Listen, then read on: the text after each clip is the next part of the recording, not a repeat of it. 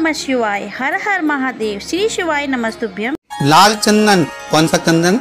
लाल चंदन को अच्छा घिसो और घिसकर तैयार कर कर बेलपत्री के ये दोनों भाग हैं।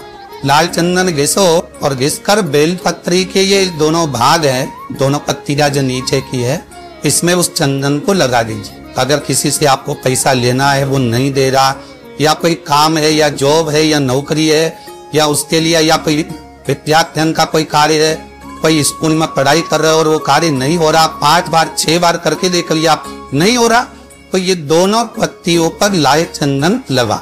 लाल चंदन लगाने का मतलब ये नहीं कि जरा से कम बिंदी लगा दो। लाल चंदन जो घिसा उसको पूरी पत्तियों पर अच्छे से ठहराया, उस लाल चंदन को लगा लीजिए। और महाराज बीज की पत्ती में थोड़ा सा घृत मतलब गाय का घी, गौ माता के दूध से माखन से निर्मित उस घी को बीज की पत्ती में थोड़ा सा लगा लीजिए। और जो अशोक सुंदरी वाली जगह है, जानते हो ना आप तो अशोक सुंदरी जगह, आपको पहले की कथा में कहा, समझ लीजिए ये शिवलिंग है, ये जलाधारी पर रखा हूं, पीबोल जलाधारी है, यहाँ से पानी नीचे गिरता है। शंकर भगवान का पूरा परिवार शिवलिंग के आसपास में होता है। शंकर भगवान के 13 बच्चे, कितने बच्चे शिव जी के? 13 बच्चे, पूरे 13 की 13 बच्चे और धर्म पत्नी शिव जी की शिवलिंग के आसपास में है। जैसे ये जो बोल जलाधारी है, ये माता पार्वती जी का हस्त कमल है। शिवलिंग रखा है, ये शंकर जी का स्वरूप है। जहां से पानी नीचे गिरता है, राइट मात दरेजी का स्थान, लेप्त भाग 6 गणे 6 कार्तिक ईश्वरानंद कार्तिकी का स्थान।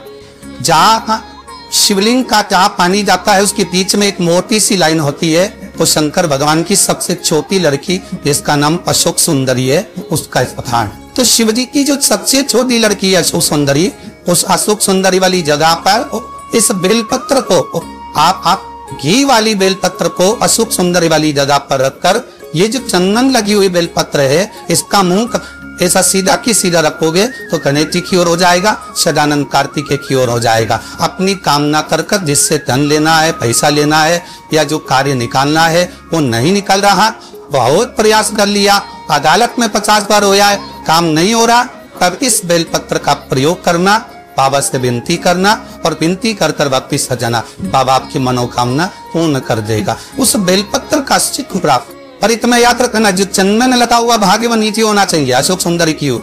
दरद का भाग अशोक सुंदरी की ओर होना चाहिए, नीचे की ओर, नहीं तो मालूम पड़े तुम ऊपर बुरिका रख दो। यही चीज विवाह मेरी कार्य आती है।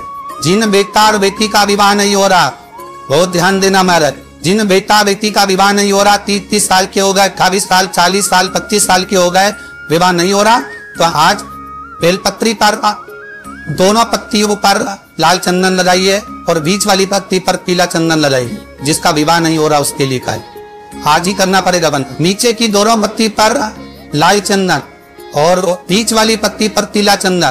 पीला चंदन लगाने के बाद में जो लाल चंदन है, उस लाल चंदन से 7 बिंदी पीले चंदन वाली पत्ती पर लगवा दीजिए। जिस लड़का लड़की का विवाह नहीं हो रहा उससे लाल चंदन की 7 बिंदी लगवा दीजिए और लगवाकर जहां पर अशोक सुंदरी का स्थान है वहां पर उस बेलपत्री को उसका नाम और गोत्र बोलकर, जिस व्यक्ति का विवाह नहीं हो रहा नाम और गोत्र बोलकर अर्धरात्रि के समय पर या आज शाम के समय पर उस बेलपत्र को भगवान शंकर की अशोक सुंदरी की जगह पर चढ़ा दो और बाबा से विनती कर लो, बाबा मेरा मंगल विवाह हो, ऐसा निवेदन कर लो।